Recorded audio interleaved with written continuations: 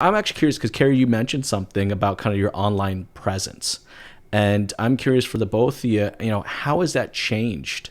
During this pandemic, have you guys seen a pretty big increase in online traffic, and how much more time are you guys focusing on your digital dealership versus your physical dealership? Kazi, I'll start with you, and then Kerri, I'll ask you the same question.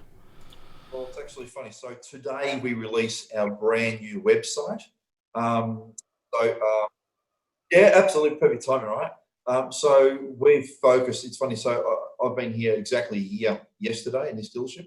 So a year ago, the digital presence was very, very little.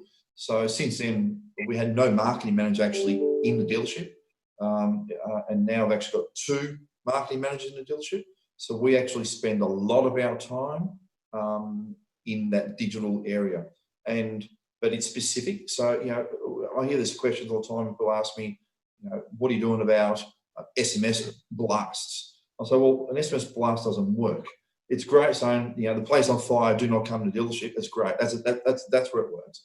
But then there has to be a specific marketing campaign to a specific model and demographic if you want to have a good outcome. And we find that with my two digital people, one is very analytical and has she's and do all the data and tell you who drives what, where, and so forth. And the other guy is great on getting all the pictures and all the video. And I think video, as you said, and I've watched some of the other podcasts, is definitely the future. And I believe, unfortunately, I think Australia is behind what America does. America's 10 years in front. And we are starting to definitely get better with video and sharing our, if someone rings up about a car, or we're trying now to get into the mood and get the people comfortable in front of the video is one thing, right? And saying, hey, Johnny, well done. And you see it now. I think it's an American thing too. The video is definitely the way. And one of the challenges is to convince the people, the old dinosaurs, that it is the way in groups. But they'll be left behind. He said some dealerships, if they're going to be gone, they're gone. But I definitely think the video and digital is put more money into that area and less in those old newspapers, because those things are just dead in the water. And you know what it is? At the end of the day, it's just how the customer wants to communicate.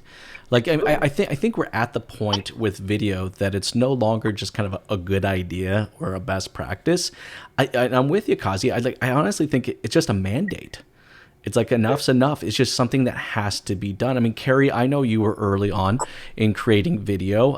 You guys want to hear a funny story? I'm at home a lot right now, so I was cleaning out the basement of my house, and I found my old flip cam. And it was the first camera that I used at the dealership. And, I posted my first video in 2006. 2006 when I posted my first video, and I had a lot more hair.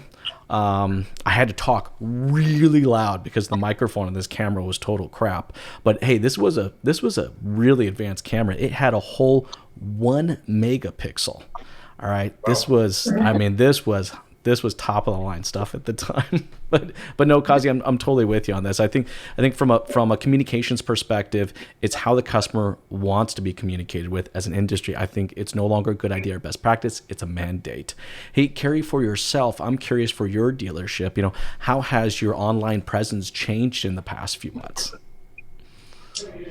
I believe over here, we've always had a decent online presence. For the last few years, when I was selling cars, I'd always been massive on video, and I think that was obviously something that helped me get to where I am today, because I was always on the front foot. I was one of the first people in Australia heavily doing videos, aiming to do 1 or 2 a week at least, and so with that kind of background, when I came into management, I kind of put that into practice here for my sales team anyway. So we were just taking videos of, particular models. And when someone inquires on that model, we've just literally got that database there, just sitting there, and we can shoot them off. And I'd highly recommend that my sales team as well personalize it a little bit. So rather than just using one of our database, you can use it if you don't want to get in front of the camera. But if you can say, do a selfie video, make it personal. It doesn't have to be perfect. I think the imperfections are the best part of it as well. It's like, hi, Mr. and Mrs. blah, blah, blah. This is the demo behind me that you've just inquired on. Can't wait to show you through the vehicle. Give me a call when you can so we can chat about it further. It only needs to be 15 seconds. And so a lot of salespeople are kind of on the front foot with, handling inquiries, trying to call people, SMS people. But if you've got that video that gets shot through to you with a face, you're going to be way more remembered than anyone else. But I think coming into the pandemic, I think it has become a little bit more for other people. We've been doing walkarounds because obviously people can't come in. We've also been doing kind of like Zoom video handovers. So we've been doing contactless handovers. We'll leave the car at the house and then we'll do a walk around at the dealership, explaining the features and whatnot. And I think that, even without this pandemic, we've got like people with illnesses, like, he can't leave anyway. If we make this more of a procedure that we offer to all of our clients, I think it would be really beneficial. And as I said, there's so many people sitting behind the computer screen these days who don't want to come in. They really don't. So we've kind of got to tailor to those people who rely so much on the technology side of things to learn about the vehicles.